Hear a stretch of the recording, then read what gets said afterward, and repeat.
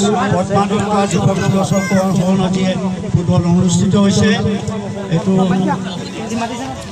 মানুহৰ মন একতা মানে গতিকে আজি আমি এখন ভাল খেল দেখিবলৈ পাম আৰু এই খেল আৰম্ভ হৈছে আৰু শেষলৈকে ৰাইজৰ সকলোৱে সহযোগ এখন খেল শেষ হ'বৰ কাৰণে আৰম্ভ কৰি শেষ হ'বৰ কাৰণে সকলোৱে সহযোগ লাগিব। ল'ৰাৰ পৰা হ'বলৈকে সকলো সহযোগৰ আয়োজক কমিটিৰ সুনাম অৰ্জন হয়। গতিকে মই আশা কৰোঁ এই খেলখন যাতে সকলো সহযোগত ভালদৰে পৰিসমাপ্তি ঘটে তাকে শুভ বক্তব্য সামৰণি।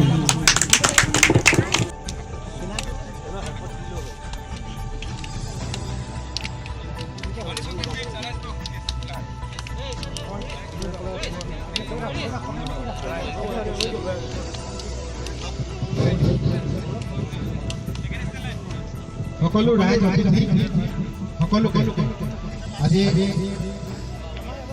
এই খেলখনি হ'বৰ গতিকে সকলোকে আমি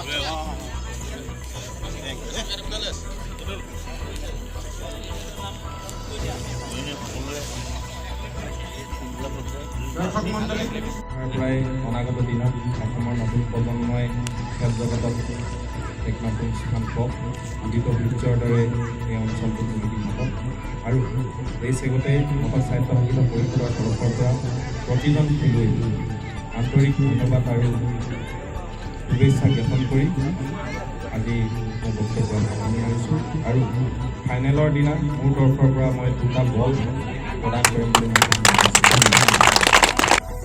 অসম লাইভ চাবুৱা সমূহ দৰ্শকক স্বাগতম জনাইছোঁ। মই মনোৰঞ্জন দত্ত। চাবুৱা ৰৌহমৰীয়া পঞ্চায়ত অন্তৰ্গত হাঁহৰিয়ালৰ উদয়জ্যোতি সংঘৰ উদ্যোগত ৫ম বাৰ্ষিক প্ৰাইজ মনি ট্ৰফি ফুটবল খেলখনি আজিৰ পৰা আৰম্ভণি হয়। এই খেলখনি শুভ উদ্বোধন হয় নীলাচল FC আৰু বাৰেগুৰি ডায়মণ্ড FCৰ মাজত।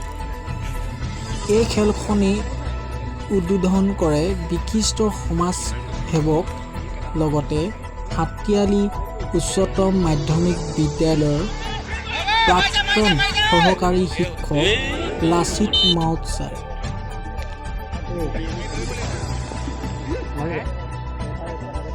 আমাৰ চেনেলটোলৈ যদি আপুনি নতুন আহিছে তেনেহ'লে লাইক শ্বেয়াৰ কমেণ্ট কৰিব আৰু লগতে চেনেলটোক ছাবস্ক্ৰাইব কৰি ৰাখিব যাতে আমি দিয়া ভিডিঅ'সমূহ আপোনালোকে পোনপ্ৰথমে চাবলৈ পায়। ধন্যবাদ।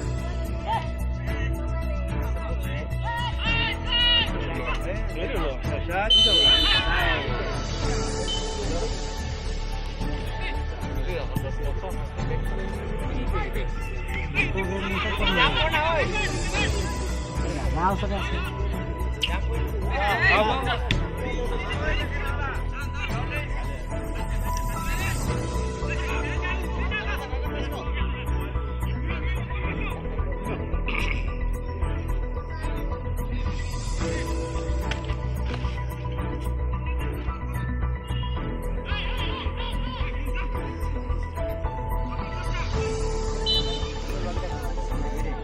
Gõ để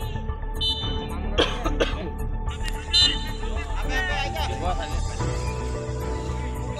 lỡ